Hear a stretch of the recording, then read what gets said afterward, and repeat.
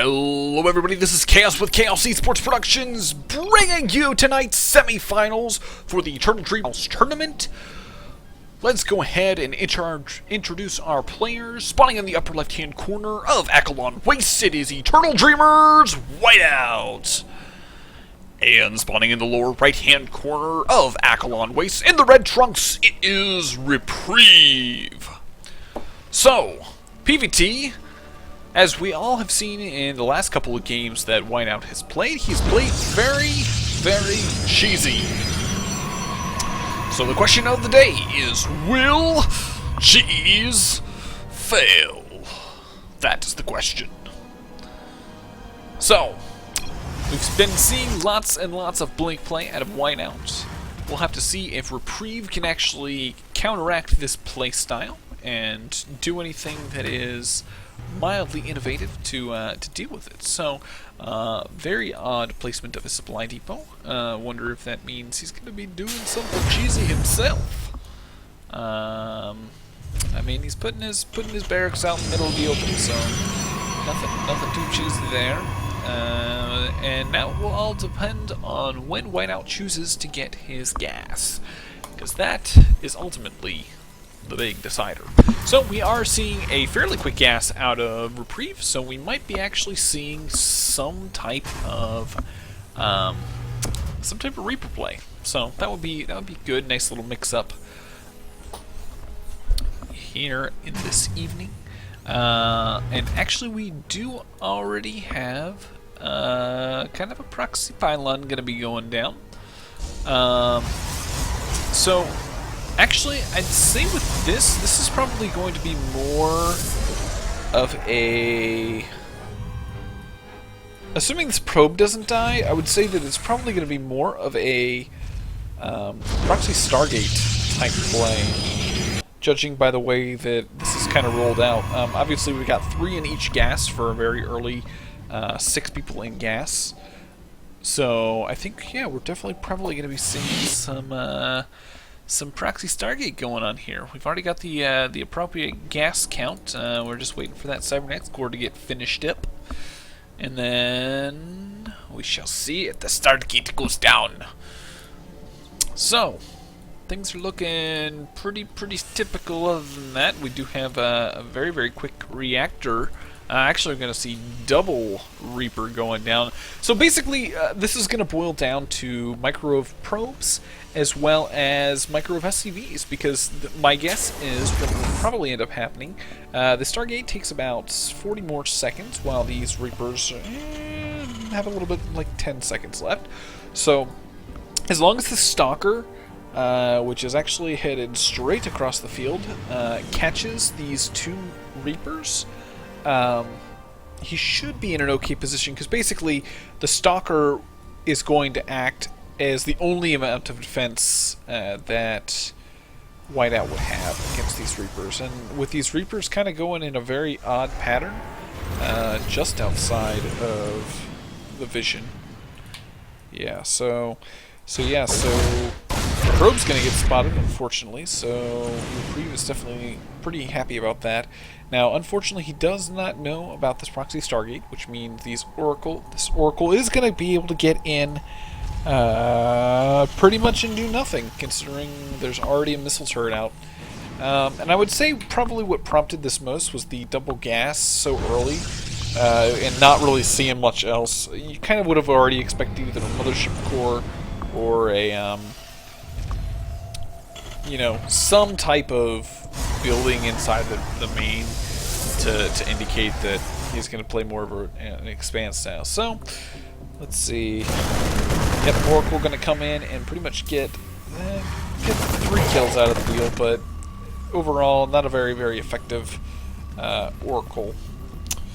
So, Oracle will just kind of sit out and, I guess, live to hopefully attack another day. Now, unfortunately, these Reapers still yet to find this proxy Stargate, so definitely a big bummer for him, but it does look like he's now going to find that and this should get shut down. Except we do already have Warp Gate going, so the Proxy Stargate is going to more or less stand untouched, and I would think might be able to pick off one of these Reapers, and the second one is gonna fall. Just barely. Oh my lord. So we do already have a couple bunkers up at the top for Reprieve. The Cybernetics or Command Center is already done, and it looks like Whiteout's just gonna be doing some all-inning. Definitely plays a very cheesy style compared to most players. Probably just not very comfortable with his late mechanics. So we do have a reveal going on to pay attention to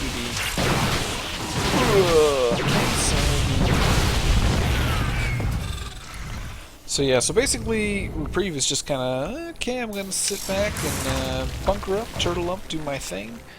Let's just looking to put on a little bit of pressure here. Blink is not out already, so at this point it's just a matter of, you know, him keeping his opponent at bay. So, obviously Whiteout is not planning on expanding anytime soon. He's very careful not to let this Viking bait out his units.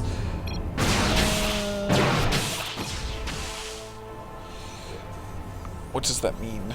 I don't know what that means. Obviously that is a player, but anyways. So yeah, so Oracles are now going into the side attack. And as far as this defense go, I mean, it looks like Reprieve's not really investing too terribly much, just because these bunkers can be, Yep, and Oracles are more or less getting shut down, and now the Vikings will shut them down. Good. Let's get a nice reveal on those for now. And yeah, Whiteout really can't do much, so he's just going to expand behind it. Personally, I would have liked to have seen him expand a lot earlier. Obviously, with this much money in the bank, he's not really accomplishing much, just kind of chilling out up here. And the longer he waits, the more units that Reprieve is going to have and be able to capitalize, since his command center is already done once he pushes out. So, not too terribly scary of an army. Now, we do have a lot of SCVs just kind of chilling out up here. I would have liked to have seen maybe another gas being taken down.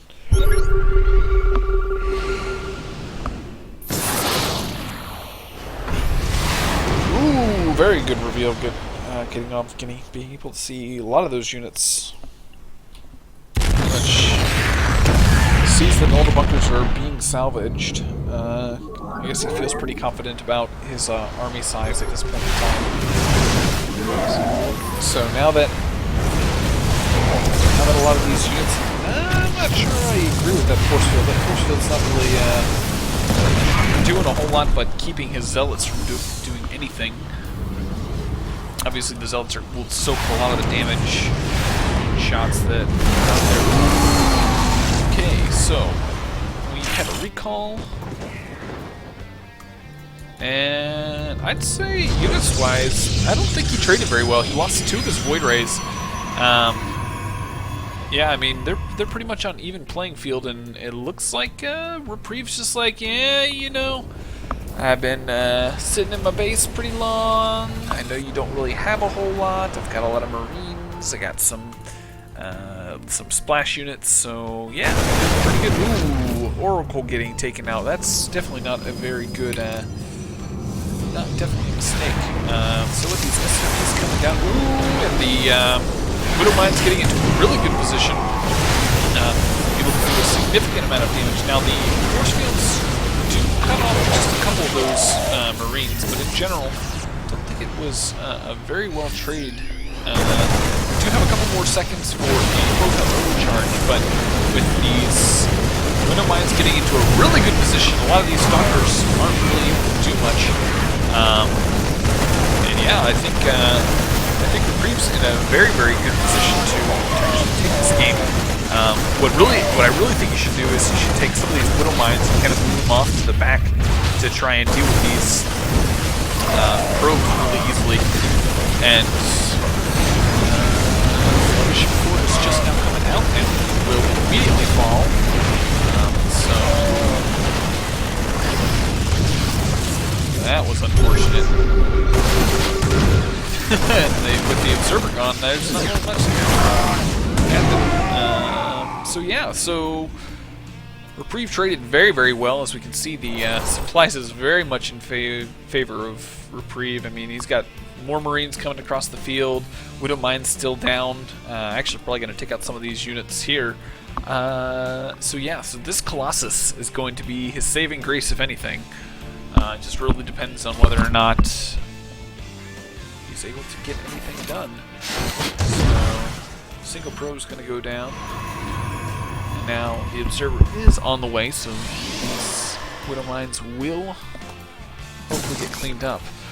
But since there is only one Colossus without Thermal Lance, it's going to be very, very hard for him to hold on to this. The natural is more or less forfeit at this point, I would say. It's going to be very, very difficult to continue on. Obviously, he's got to focus down that Colossus as much as possible. And actually, he's just going to go ahead and back off at this point. Now, Stargate is still chilling out over here. Really haven't seen much action going on with that. So it looks like Reprieve is just going to be getting up his infrastructure, a couple more racks being thrown down, and definitely going to be in a very, very good position. Now, I would like to see, yeah, these guys come around and do a nice little drop into the main. Definitely his army is going to be significantly out of position in order to do that. Nice little free units there. Didn't really, I think, lost a single Marine. Look at the units lost tab. It's definitely in favor of the Terran player, as we can see that it's almost double the amount of resources lost. And now with these coming back to the back, there's really not much that is going to be able to stop Reprieve from doing a significant blow to the economy of Whiteout, so it's going to be very, very hard for him to come back. Just using a couple Marines for more or less the entire mineral patch or mining probes of the main base, so definitely going to be very, very cost effective. And actually, he could probably lift out of here and get most of these units out. And actually, the Mothership Core got killed again, so wow, Mothership Core is just not having a good day. So this drop at the natural did get cleaned up by these two Colossus, but at what cost? The mineral line is more or less ravaged in the main, and only two probes mining mining anything. And now with Vikings out on the field, as well as a big Marine Marauder Ball and a couple of medevacs already across the field, I think it's going to be very, very difficult for Whiteout to really hold on to this. So I would think that Reprieve would start to think about expanding and getting into looking to round out his composition with maybe some ghosts and things like that. But with this nice stim in and these Vikings doing a heck of a lot of damage, looks like Reprieve is going to take game number 1 of his best of 3 series.